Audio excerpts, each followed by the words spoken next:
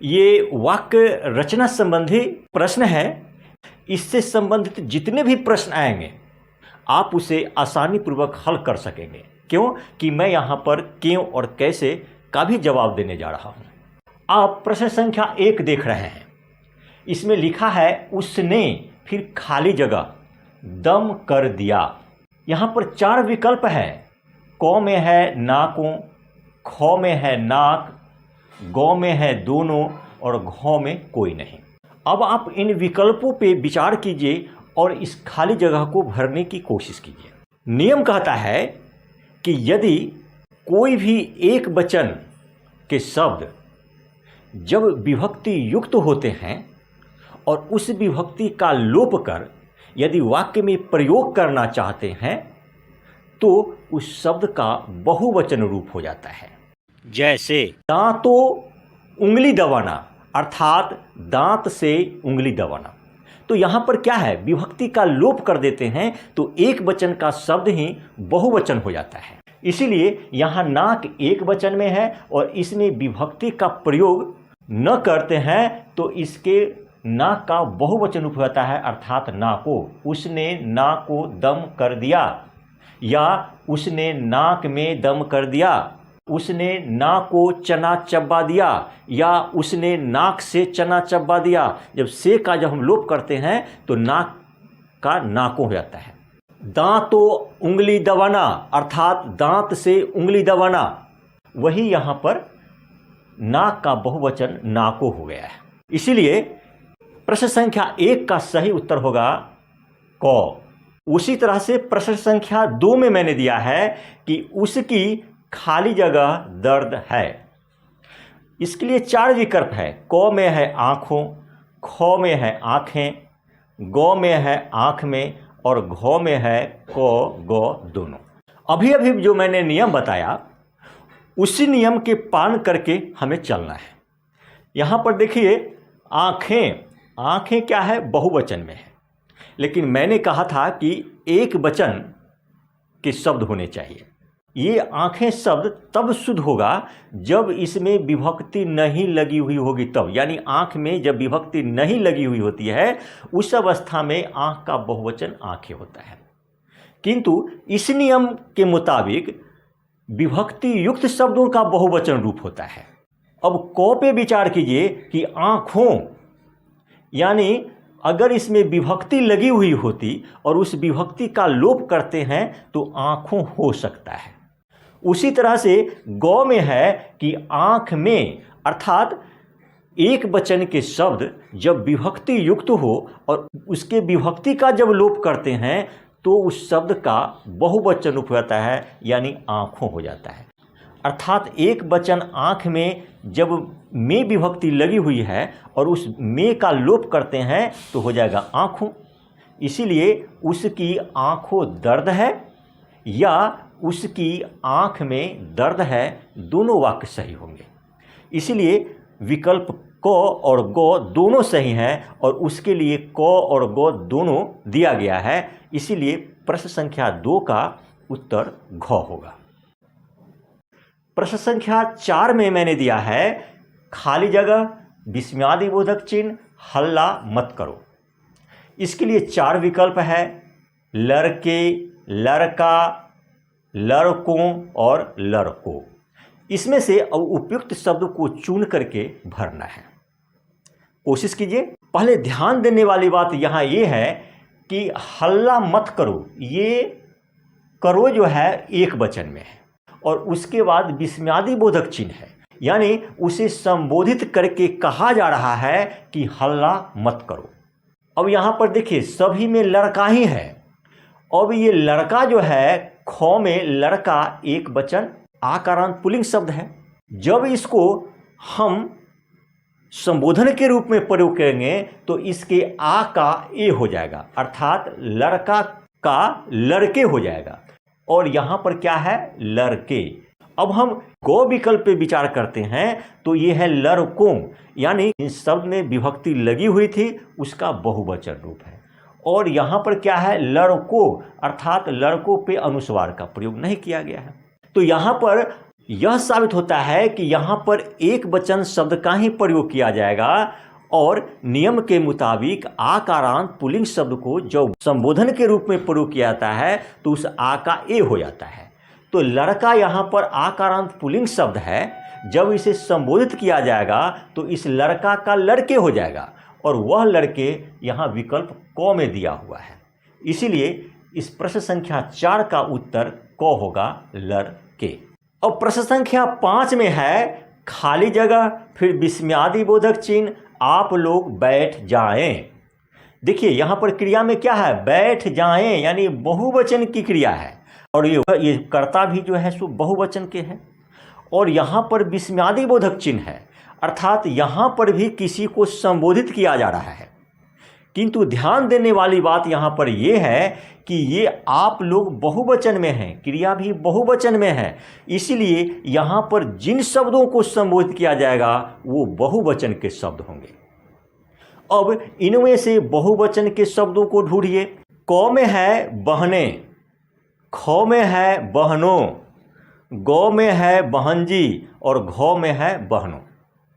यहाँ पर अब विचार करना है कि ये बहने जो है विभक्ति रहित बहन शब्द का बहुवचन रूप है, किंतु ये बहनजी एक वचन स्त्रीलिंग में है और क्रिया यहाँ बहुवचन में है, इसीलिए ये बहनजी तो प्रयोग होगा ही नहीं क्योंकि ये एक वचन का है। ये घ में है बहनों, ये विभक्ति युक्त बहन का बहुवचन रूप है और ये बहनों जो है इस पे अनुस्वार नहीं है, अर्थात ये भी बहुवचन का ही रूप है। नियम ये कहता है कि विभक्ति युक्त बहन शब्द का बहुवचन रूप बहनों होता है और जब उसे संबोधन के रूप में प्रयोग करते हैं तो उसके अनुस्वार का लोप होता है, अर्थात इस बहनों में जो अनुस्वार है इसका लोप हो गया है। उसी तरह से भाइयों, उस तरह से माताओं, उस तरह से अतिथियों वगैरह वगैरह। तो इसके मुताबिक प्रश्न संख्या 5 का सही उत्तर होगा ख, बहनों। प्रश्न संख्या 6 में है रीति, उसके बाद विस्मयादि बोधक चिन्ह है, अर्थात रीति को संबोधित किया जा रहा है। पत्र लिख खाली जगह है, उसके बाद प्रश्नवाचक चिन्ह। यहाँ पर 4 विकल्प है, क में है लिया, ख में है लिए, गौ में है ली और घ में है लीजिए। अब इन चारों विकल्प पे विचार कीजिए। देखिए यहाँ पर रीति को जो है संबोधित किया जा रहा है। यदि आप इस रीति स्त्रीलिंग शब्द को देखकर यहाँ पर ली शब्द का प्रयोग करते हैं तो वह गलत होगा और प्रायः लोग ऐसी ही गलतियाँ करते हैं कि रीति पत्र लिख ली, वो ये समझते हैं कि रीति यहाँ पर कर्ता है, लेकिन यह सर्वथा गलत है। यह ध्यान देने की बात है कि रीति के बाद विस्मयादि बोधक चिन्ह है, अर्थात रीति को हम संबोधित कर रहे हैं। उसके बाद पत्र लिख ली, यहाँ तुमने छिपा हुआ है। रीति के बाद तुमने छिपा हुआ है। जब रीति को हम संबोधित करते हैं तो कहते हैं तुमने पत्र। तुमने जब छिपा हुआ है तो तुमने क्या है, कर्ता है और वह विभक्ति युक्त है। नियम कहता है कि जब कर्ता विभक्ति युक्त हो तो क्रिया कर्म के लिंग और वचन के अनुसार होती है, यदि वह कर्म विभक्ति रहित होता हो। इसीलिए तुमने यहाँ छिपा हुआ है तो तुमने विभक्ति युक्त है, इसीलिए इस रीति के लिंग और वचन के अनुसार तुमने किसके लिए आया है, रीति के लिए आया है। रीति स्त्रीलिंग है किंतु उसमें ने विभक्ति लगी हुई है, इसीलिए रीति के लिंग और वचन के अनुसार क्रिया नहीं होगी, वह कर्म के लिंग और वचन के अनुसार होगी। कर्म क्या है, क्या लिख ली, उत्तर है पत्र। यहाँ पर पत्र जो है सो कर्म है और इसमें विभक्ति लगी हुई नहीं है, इसीलिए क्रिया इस पत्र के लिंग और वचन के अनुसार होगी।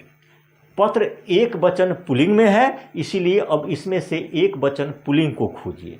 देखिए ली तो स्त्रीलिंग में है, लिया एक वचन पुल्लिंग में है, लीजिए ये आदर सूचक है, ये लीजिए का प्रयोग तो होगा ही नहीं और ये लिए जो है बहुवचन पुल्लिंग में है।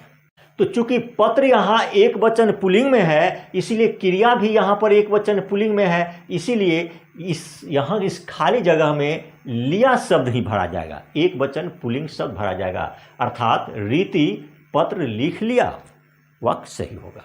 अब हम 7वां प्रश्न पे विचार करते हैं।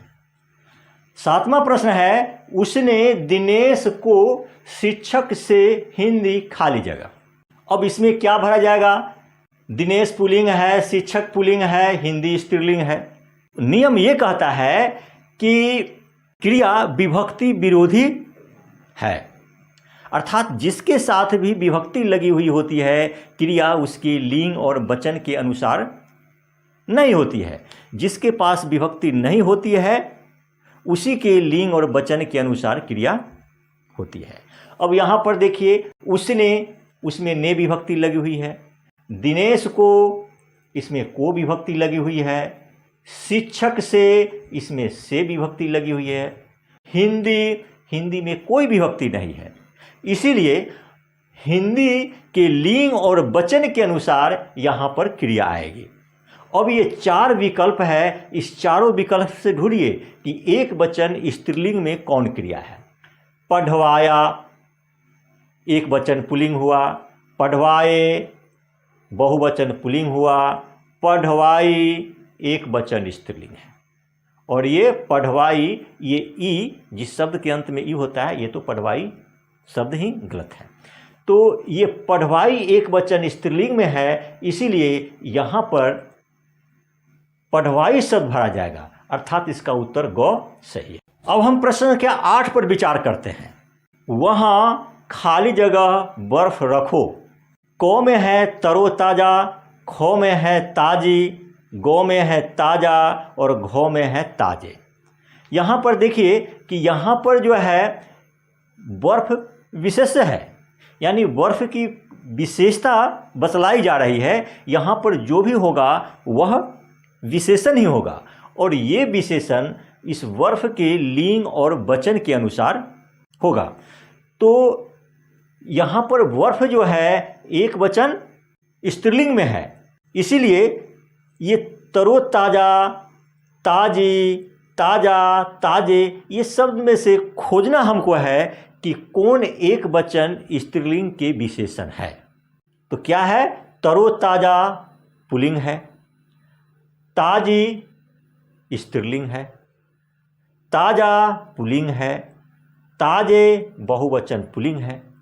चूँकि बर्फ एक वचन स्त्रीलिंग में है, इसीलिए ताजी यह भी एक वचन स्त्रीलिंग के विशेषण है, इसीलिए यहाँ पर ताजी शब्द ही भरा जाएगा और ये होगा ताजी।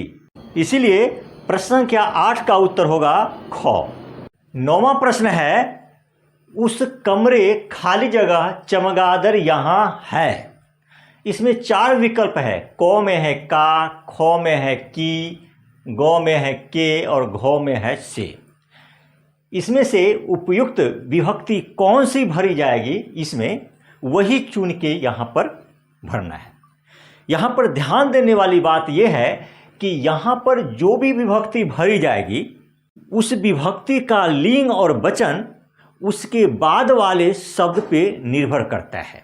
यदि आप इस कमरे बहुवचन देख करके के विभक्ति का प्रयोग करते हैं तो यह गलत होगा, क्योंकि आकारांत पुल्लिंग शब्द के बाद यदि कोई विभक्ति का प्रयोग किया जाता है तो उस आकारांत पुल्लिंग शब्द आ का ए हो जाता है।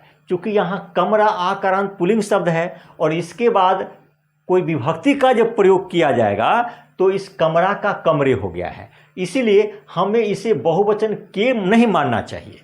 अब इसमें से हमें ढूंढना है कि एक वचन पुल्लिंग कौन है।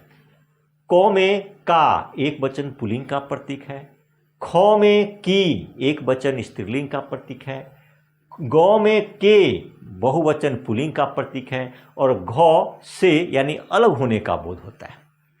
चूँकि यहाँ पर चमगादड़ एक वचन पुल्लिंग में है, इसीलिए यहाँ पर का विभक्ति का प्रयोग किया जाएगा, अर्थात इसका उत्तर क सही है। अब हम प्रश्न संख्या 10 पे विचार करते हैं।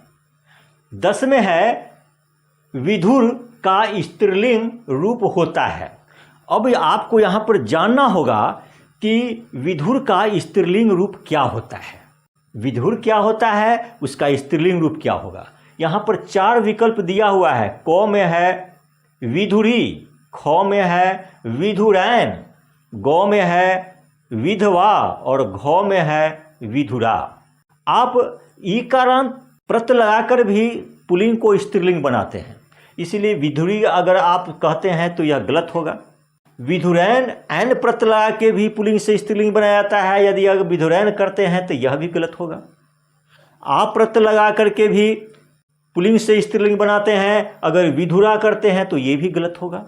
आपको याद करना होगा कि कुछ ऐसे भी शब्द हैं जिसके लिए कोई खास स्त्रीलिंग शब्द है, उसे याद कर लेना होगा और याद करके ही तब आप सही शब्द का चयन कर सकते हैं। विधुर कहते हैं जिसकी पत्नी मर गई हो, और जिस स्त्री का पति मर गया हो उसे विधवा बोलते हैं, इसीलिए विधवा गौ सही है। इस चर्चा में इतना ही। अगली चर्चा में हम इसी से संबंधित अन्य शब्दों पर विचार करेंगे। धन्यवाद।